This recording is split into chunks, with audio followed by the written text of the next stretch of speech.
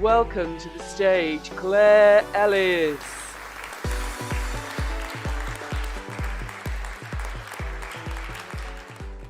Have you ever had a time in your life when things really changed, almost like it felt completely different? It was mid-March 2020. I was lying flat out on a bed. There was a deathly silence all around me. Squinting as I opened my eyes to protect myself from the bright light, I noticed a whitewashed wall to my left. To my right, there were 3 more beds. They were definitely full earlier. Now they're empty. I don't know what's happened. Off in the distance, I can see a man coming towards me. He's walking almost hesitantly, stroking his mid-length grey beard. He's studying quite carefully information on an A4 clipboard. As he reaches the end of my bed, eager to know what he's going to say, I prop myself up. The sweat is pouring down the back of my neck. Claire, it's Corona. But there's also mojitos and red wine, both of which I know you really like. George, I'd love a cold beer right now, but don't you think it's a bit inappropriate for us to be drinking a beer called Corona? If you haven't guessed by now, George is my partner. We're on holiday in Egypt and we've managed to escape the lockdown. COVID pandemic is spreading worldwide, and with so much uncertainty, everything is closing down. There's no excursions, no entertainment. So all there is left for us to do is to enjoy the sun, the sea, and the bar options. I volunteered to go and get 2 mojitos in. After all, Jess, my personal trainer, is telling me to get my steps in. As I'm walking to the bar, my phone goes. Oh, it's a WhatsApp message from one of the members of staff in my mum's care home. Let's play it. Oh, it's a little video. She's doing a music activity. Oh, look at her shaking her maracas. The joy on her face is evident. Her smile is huge and her eyes are sparkling. Oh, I miss her so much. You see, my mum's got advanced dementia. I haven't seen her for over 2 weeks now because the care home's been shut down. She won't understand, but I normally go and see her like 3 or 4 times a week, and it's just heartbreaking for me. I can't wait to get back and give her a cuddle. As I get to the bar, I recognise the lady in front of me.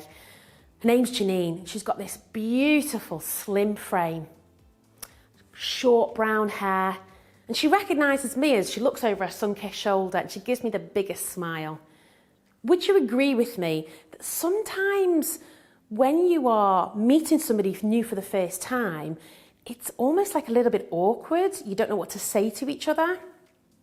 But would you also agree with me, when you're on holiday, it's like all the barriers are down. If you know them from the same country, even the same region, well, we can almost be best friends.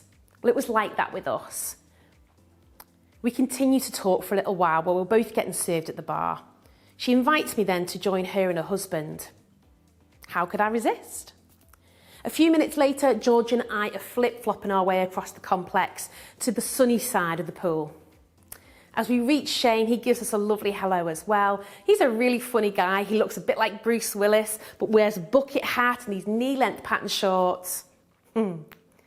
As we get talking, we tell him about our property investment journey and how we're hoping to expand this year and develop our Liverpool party pads. They were so enthusiastic, they even suggested that they maybe book an apartment for their daughter's upcoming hem do. Like magic, George pulls this business card out of God knows where, even maybe from his budgie smugglers, in the hope that he's going to get a booking. But what George and any magician could never have done was magic up guests for our business. 2 weeks later, back in the UK, the COVID lockdown, is affecting and impacting all of our lives. Businesses like ours are shut down. We're told not to even leave the house. And, well, the reality is it was quite depressing. However, there is always something different that might be coming. Have you heard of the phrase, when one door closes, another one opens? Do you also know the phrase, it's not who you know, it's not what you know even, it's who you know? Well, fast forward, it was mid-May. I'd been out for my 30 minutes permitted exercise. I'd scrolled through social media. I'd done a little bit of online marketing, but I was bored sitting on the couch watching some TV. Next minute, my phone goes. Oh, it's Coral. Now, if I was to describe to you that Coral was like a Polly Pocket with blonde hair, you'd understand what I mean. In fact, she's like a pocket rocket. She is so passionate about her business, so energized, it's infectious. Hi Coral, how are you? Yeah, I'm really well, thank you. I know it's really difficult at the moment. How are the ladies? Oh, goodness. Yeah, I'm interested. What can I help you with? Oh, so you're thinking of expanding your networking business? Okay, how can I help? Oh, that would be lovely. Yeah, I'd be really interested in that. Thank you. That's a lovely compliment. Oh, great. I look forward to speaking to you and Lizzie next week on the Zoom. Okay, take care. Bye-bye. Have you ever had a time in your life when you thought, are they really talking about me? Sometimes people can see qualities in you that you don't always see in yourself. But I was ready for a new opportunity. I don't know what challenges you faced in the COVID lockdown, whether it be your personal life, your career, or maybe even your business, but I wanted to change.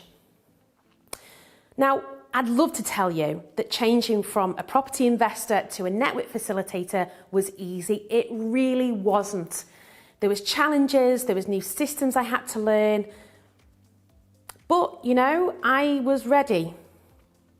And when you are expanding into a new field, you've got to review where you've already been. So I considered what I'd already done. Had I already been to networking meetings? One of the things I never used to like at networking meetings was the peacock effect. You know what I mean? When people have got their peacock feathers out and they're shimmying and telling you how fantastic everything is. That's not always true. I also never liked those moments where you try to tell people about your business, but they just shut you down or interrupt you or never even ask in the first place. Didn't like that either. The training and support that Coral and her team gave us really helped settle my nerves. And we launched the new networks in September. The feedback from the ladies has been fantastic already. They've loved the community, the friendships that they're developing, and they all feel really supported. Now, whether you're a newcomer to networking or a seasoned veteran, I'd like to share 3 top tips to finding the right network for you. Firstly, community. Find a community of like-minded people. People who are there to cheer you on, to support you in your challenges. People who want to help accelerate your business. These people will also develop meaningful connections. This leads me nicely on to my next point, which is collaboration. When you find the right network, they are more likely to know, like, and trust you, and up to 80% more likely to buy your product or service. So get involved. Attend the meetings regularly. Interact with the connections that you make. Use the network's social media platforms. And therefore, you'll there have a greater chance, by maybe even 64%, of making a sale. Get involved in little or as much as you like, but do so that you make meaningful progress with your business. Finally, my last point is creativity. There are lots of opportunities out there for you to grow and learn through universities and colleges, but the right network will provide you with an opportunity to educate yourself about your business and yourself. They will help support you achieve your goals, and they'll help celebrate your wins. That's when you've found the right place. Now, before I go, I'd like you to leave you with one more thought. What if networking wasn't about joining a group of people? What if networking was actually something completely different? What if networking was time to dedicate to growing your business meaningfully? It's time to invest in yourself, in time to enhance your skills. It's time to develop relationships that could turn into lifelong friendships. You see, I understand the importance now of time and connection. Do you remember that video I showed you earlier of my mum in the music activity shaking her maracas? Well, unfortunately, she passed away a few weeks later. I never got to give her that extra hug. But with the friendship and the connection and support that I've found now with my network, I'm so grateful. Through challenging times, I've got them on my side. So I'd like to ask, is it time for you to do something completely different?